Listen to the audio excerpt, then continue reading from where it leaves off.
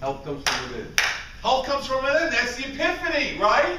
That's what he had. That was the epiphany. It's really important to understand that. Now listen, disease isn't an entity. We still think of it. Sometimes we as chiropractors still kind of get like, ugh, like sciatica. You know, that's an entity. It's not an entity. It's an absence of something. Something in the body isn't what? Right. Right. What something has been removed from the body, if you will. Light, life, animation, intelligence, some expression is no longer there. Does that make sense? That's what he discovered. Discovered it. That was the change. It changed everything. And we're still forcing that upon a paradigm that is pushing back. Out of what? I mean, why do people line up to get a flu shot? Fear. Fear. Why does mom need to hear the heartbeat? I'm not trying to beat mom up, but why does she constantly want to hear it? Fear. Like, oh my God, oh my God. I mean, you're not worrying about the sperm at that moment touching the egg. Like, oh my God, which fallopian tube is going on? Oh my God, don't move, don't move, don't move. Right? Guys are all in the cutters. Or you're not like, oh my God, I hope the cells, I hope they're differentiating properly. I hope the liver cells know exactly what to make as far as liver goes. I hope the heart cells know how to make a heart. Like, right? I mean, babies aren't born, they lean forward, their eyes fall out, and their fingers fall off, and the legs become disjointed because they're all the wrong size. Right? I mean, it all what? Perfect. Right. I mean, come on, right? So intelligence or innate that is continually communicating over all the nervous system, animating all cellular function. That's what we're looking at right there. That's what we are concerned about as what? As chiropractors, right? We're concerned about that as what? Michelle got it.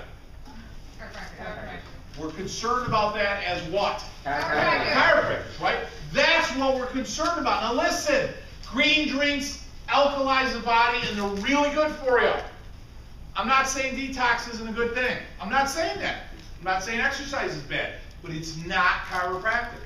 And the moment you start stepping into that world, I'm telling you, you weaken the principle in the practice, you weaken your message, and therefore it confuses them, it makes it more difficult to value what you do specifically and their nervous system. Does that make sense? Yes. But we want to be the doctor all the time. We want to be the doctor for everything. Many times out of good intentions. You know, if I don't do that, doctor, they're going to go to the MD and they're going to do this bad stuff, right? I mean, that might be a reason. Or if I don't do this, you know what, maybe they might leave. They might drop out. I get it. I mean, I understand what's going through your head. But listen, I'm in the dental chair. I'm laying there, and I'm getting a filling, right? I don't say to the doc, hey, doc, listen, when you're done, I got to be honest with you. My left knee is freaking killing me. Could you take a look at that when you're done?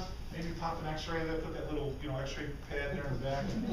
Panoramic. Can I put my knee in the panoramic view? I don't know, just take a look at it and see what you can do for that, can you? Like, would I say that? Do most people do that when they go to the dentist? You won't even think of it. You might say, hey, do you know a good who? You know a good orthopedic, but does that make sense? And if the dentist doesn't feel as though they can help with the knee, which I would think almost all dentists wouldn't try to help them with the knee, they don't go, oh my God, honey, I gotta be honest with you, this guy asked me about his knee today, and I didn't know anything about the knee, and I wasn't able to help him, and I am just, I'm not a good doctor, I'm not a real doctor. I think this whole dental thing, I just don't think it's working out as well as I thought. I want to go back to school and be a medical doctor. Actually, no, you know what I'm going to do is I'm going to go to the state board and I'm going to open up the scope of practice. And I'm going to change the scope to involve the teeth and the knee. Let's take out the term gingivitis.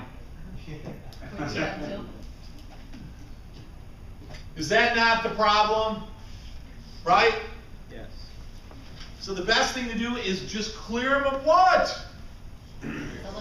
Yeah, and you know what? It's okay if you refer them to the physical therapist for the freaking knee, because it does help. You know, it's not what you do. Now listen, balancing them out, getting better nerve flow to the body is definitely going to help the knee. It's going to help it heal. I get it. I'm with you. That's what I'm going to say. But at the same time, and listen, Bob, you know what? Colt Taylor is right up in Cicero, which he is. I went to school with him. He's a great guy. He works with his brother. They're great physical therapists. You know what? I would go see him and have him take a look at that knee and have him, start taking care of the knee, strengthening it, checking it, see what's going on. And I'll tell you what I'm going to do. I'm going to make sure that interference in the lower spine is little as possible. Now you're limping, it's going to cause more damage, and that's going to do what to the healing of the knee if it's something safe? It's going to slow it down. So let's open it up as much as we can. Doesn't that just make more sense? Right? I mean, there's nothing wrong with giving a little guidance on nutrition, but to be their nutritionalist, I just think you're hurting yourself in your practice.